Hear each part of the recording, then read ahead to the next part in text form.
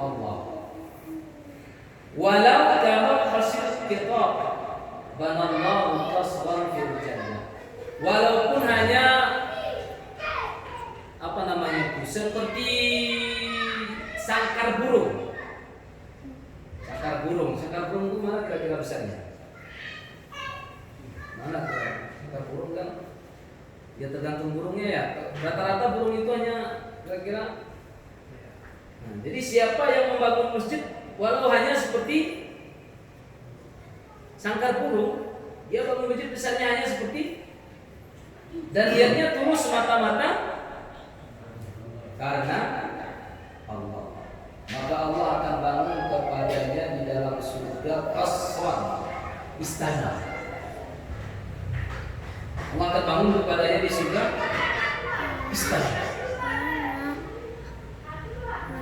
Makanya kita kalau ada kesempatan berlomba-lomba mengeluarkan harta kita, pikiran kita, kemudian diri kita niatkan tulus semata-mata karena Allah dalam hal membangun masjid.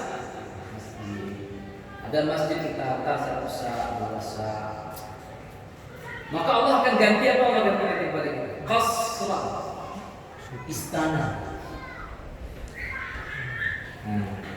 Kayak coba kita mana kira-kira banyakan kita udah bangun rumah atau bangun istana di surga?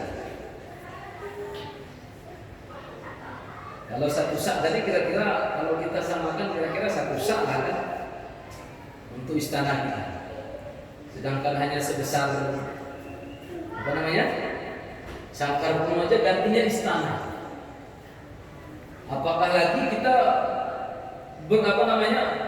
mengantarkan semen bersak-sak untuk membangun masjid. Kemudian berkata Rasulullah SAW, man alifal masjid alifallah. Siapa yang mencintai masjid, maka Allah mencinta kepadanya. Siapa yang sayangkan masjid, maka Allah pun sayang kepadanya. Jadi kebalikannya nih, siapa yang benci masjid, maka Allah pun benci kepadanya. Sekarang kira-kira dalam hati kita kalau mengingat masjid itu ada tidak kerinduan ke dalam masjid? Ada tidak perasaan kita tidak nyaman, tidak enak, ada yang kurang kalau satu hari itu tidak ke masjid? Semisal kita sholat subuh, nggak sempat kita ke masjid, ada nggak perasaan apa? Perasaan kurang. Kalau ada perasaan kurang, itu menandakan kita sudah mulai cinta kepada masjid. Sayang kepada masjid. Siapa yang sayang kepada masjid, Allah pun sayang. Kemudian idza dakhala ahadakum masjid falyarka' rak'ataini qabla an yajlis. Apabila salah seorang di antara kamu datang atau masuk ke dalam masjid, maka rukuklah 2 rakaat sebelum dia duduk. Jadi kita dianjurkan di masjid. Jadi ulama kita katakan, jadi masjid itu yang ada sholat Jumatnya, yang ada sholat Jumatnya. Kalau kita masuk ke dalam, maka sholatnya 2 rakaat. Namanya sholat tahiyatul masjid. Waktunya nggak pakai waktu ya, kapan kita masuk terus. Penghormatan kepada masjid. Kemudian hadis dari Nabi Muhammad SAW, ini agak lumayan tegas ya. La salata li jaril masjid illa fil masjid. Tidak sempurna sholat tetangga masjid, atau tidak sempurna sholat orang yang bertetangga dengan masjid kecuali dia sholat di masjid. Ada yang menerjemahkan malah tidak sah. Ada ulama yang menerjemahkan tidak sempurna. Jadi kalau kita yang mengikut Imam Syafi'i yaitu tidak sempurna sholat tetangga masjid, kecuali sholat di masjid. Maka tetangga masjid itu ulama kita katakan 40 ke depan, 40 ke samping, pokoknya timur, barat, utara, selatan 40-40. Tidak sempurna kalau tidak sholat di masjid. Kemudian waqala sallallahu alaihi wasallam al-malaikatu tusalli ala ahadikum midatu fi sholati alladhi yusalli fi taqul Allahumma shalli alaihi Allahumma arhamhu Allahumma ighfir lahu ma lam yuhdas aw yaqul. Sesungguhnya malaikat itu bersalawat kepada salah seorang di antara kamu selama dia di masjid.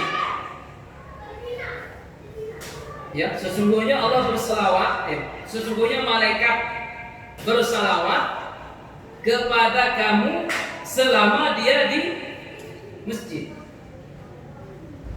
Yang mana dia sholat di dalamnya. Jadi macam kita lah ini kan tadi sholat maghrib.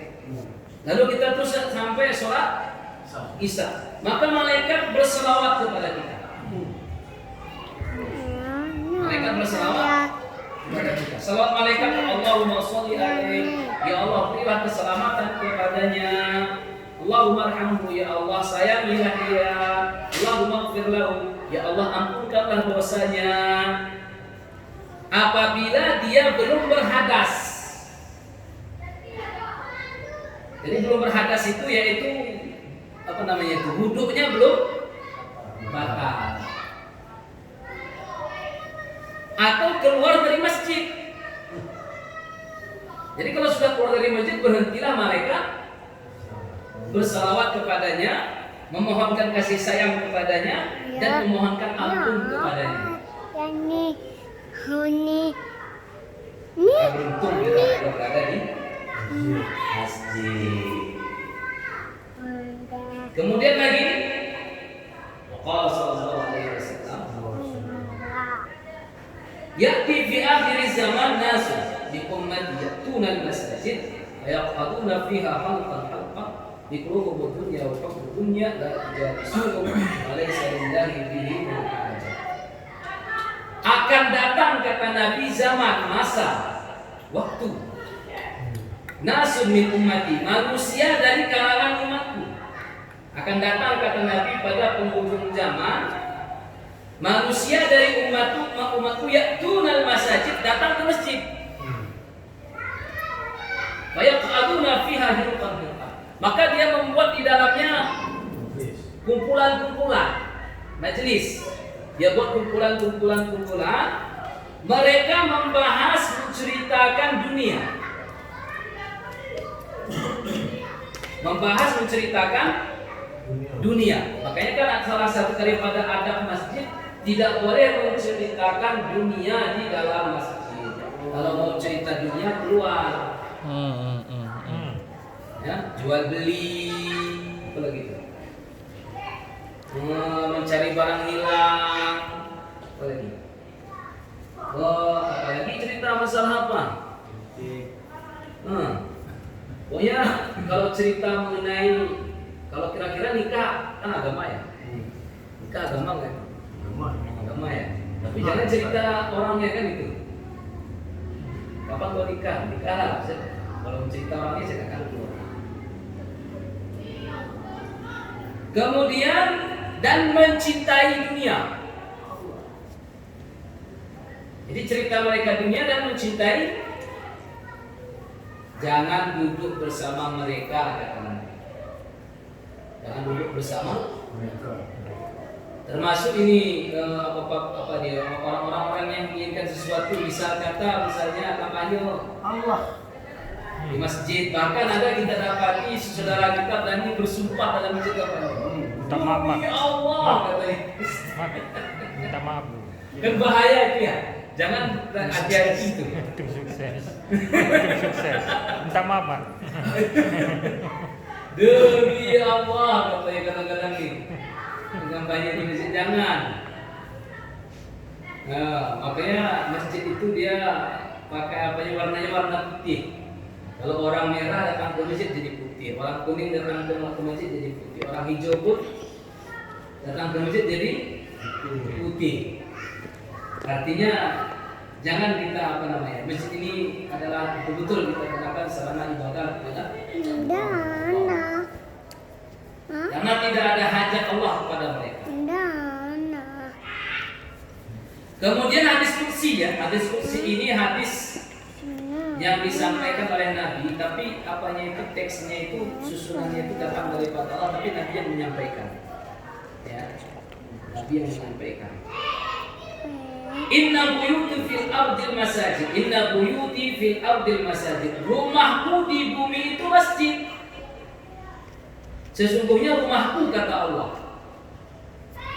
di bumi itu adalah masjid, masjid.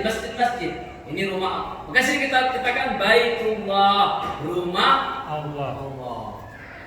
Sini pun rumah Allah, sana pun rumah Allah. Di mana masjid itu rumah Allah. Inna buyuti fil ardil masajid. Sesungguhnya rumahku di dunia adalah masjid.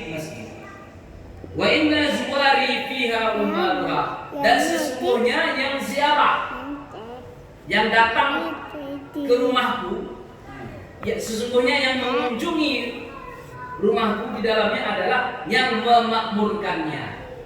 Jadi kita ini sekarang posisinya adalah tamunya Allah. Kita bertamu ke rumah Allah. Inilah kita lagi bertamu nih. Kita lagi bertamu ke rumah.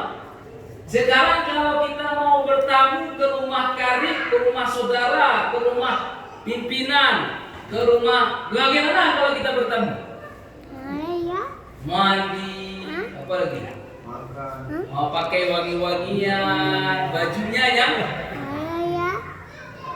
ini itu bajunya dari Johor, juga bolanya dari Sulawesi. Belum sebelah mandi pun. Oke, di sini disampaikan oleh Nabi melalui hadis ini dilanjutkan Nabi. Fatuba li abdin tutahhir fi baitihi summa zarahu. Beruntunglah bagi seorang hamba yang membersihkan diri di rumahnya kemudian datang mengunjungiku. Makanya kan ada kita dengar itu, kita dianjurkan untuk mandi pada setiap sholat. Sebelum sholat subuh mandi, sebelum sholat zuhur mandi, sebelum sholat asar mandi, sebelum sholat maghrib mandi, habis sebelum isya pun kalau bisa mandi. Ya berarti, ya dalam berarti. Tapi diusahakan 5 kali sehari mandi. Sebelum sholat diusahakan mandi. Berarti setengah 8 ini berarti kita sudah mandi. Itu teknisnya. Itu tinggal teknis lah. Mandi. Faham soal nazur ayukrim mazal. Maka hak bagi yang dikunjungi adalah memuliakan yang mengunjungi.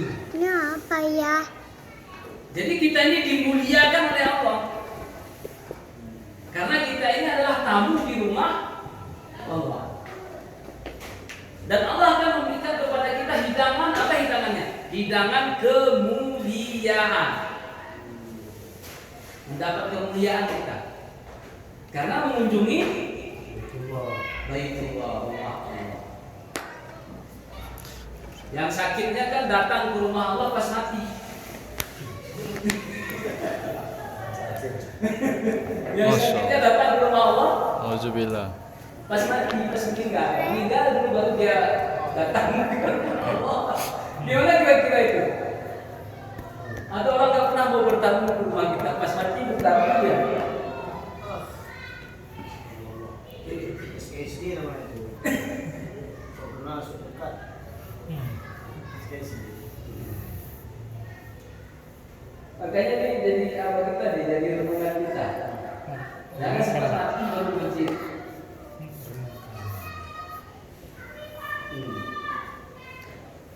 Jadi selanjutnya lagi, idza ra'aitumur rajul ya'tadul masjid fashhadu lahu bil iman. Jadi apabila kamu melihat seorang laki-laki yang terbiasa ya, atau melajimkan diri ke masjid, saksikan olehmu dia adalah orang yang beriman. Jadi kalau orang subuh masjid, zuhur, pokoknya kalau nyari orang ini masjid aja. Saya datang orang tamu, Waalaikumsalam. Ada bapak Polan, ada. Dia kata, coba cari masjid. Biasanya masjid nih kalau jam segini. Jumpa di masjid.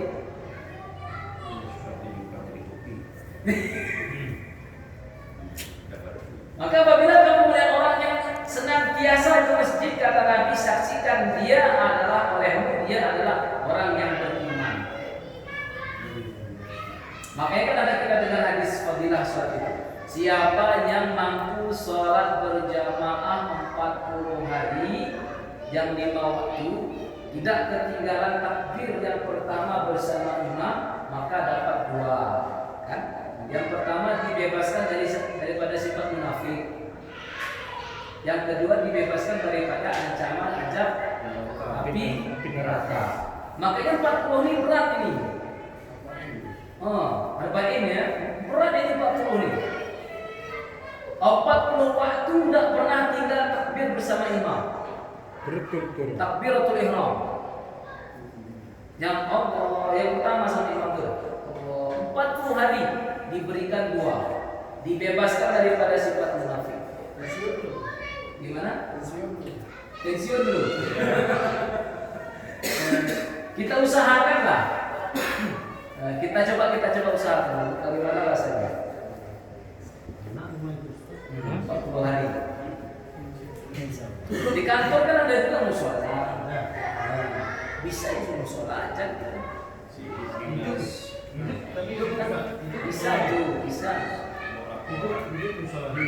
Buat program mana? Buat program. Itulah. Kalau lagi di luar dia di masjid kampung. Berat ini berat. Istilahnya gimana ya? Dia untuk mendapatkan ajian ini berat amalan itu. Ajian apa ini? Ini ajiannya nih. Jadi kalau kau mendapat ajian itu kan harus apa dia? Gimana dia? Ada toponya ya, ada betapanya. Harus sungguh-sungguh. Jadi kalau kita ini kalau mau mendapatkan kesaktian itu kan sakti itu. Artinya kita sudah dibebaskan dari sifat munafik. Artinya kalau sekarang masih ada penafikan itu dalam diri kita, nggak besar. Apakah lagi hanya datang ke masjid itu hanya waktu mati? Mati yang datang ke masjid.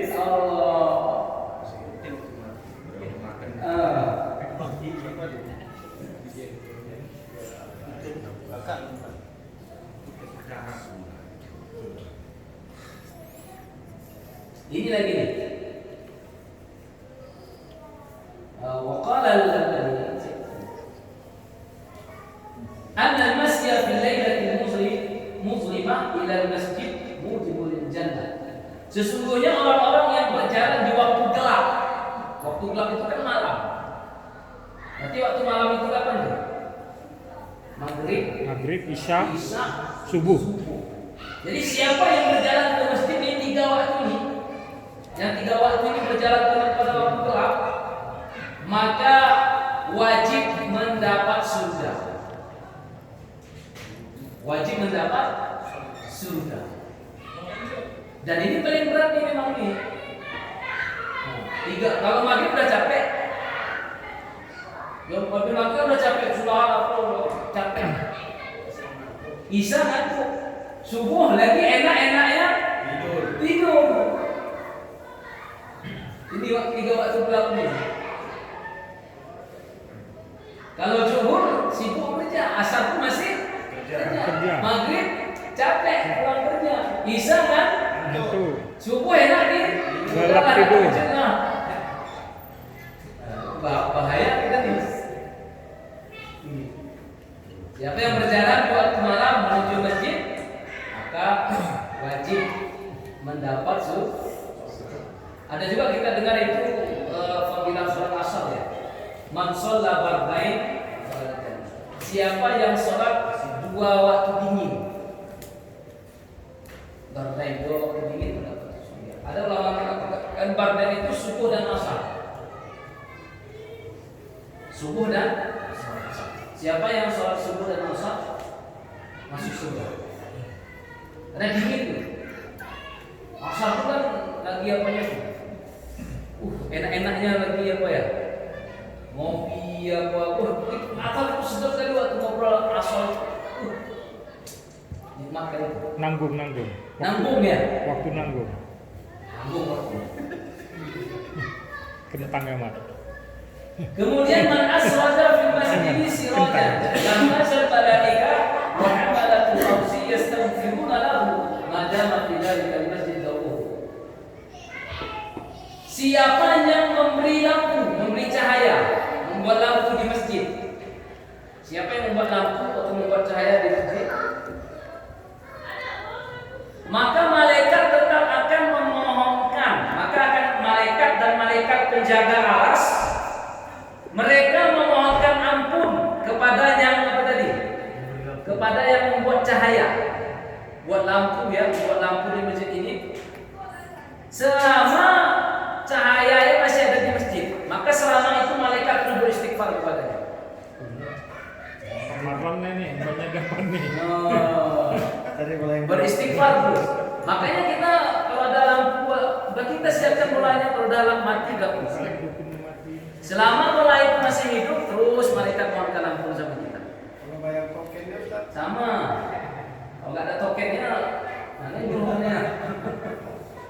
Beli tokennya, beli kabelnya, yang berhubungan dengan lampunya lah. Beli coknya. Kurang pelet dapat juga. Orang PLN, yo bagi hasil ya. Kan untung. Makanya rugi kita kalau ada masjid itu jangan gelap. Terus selama lampu itu bercahaya, malaikat memohonkan ampun. Gak usah kita mati nih di pintu. Kalau malam kan kita apa?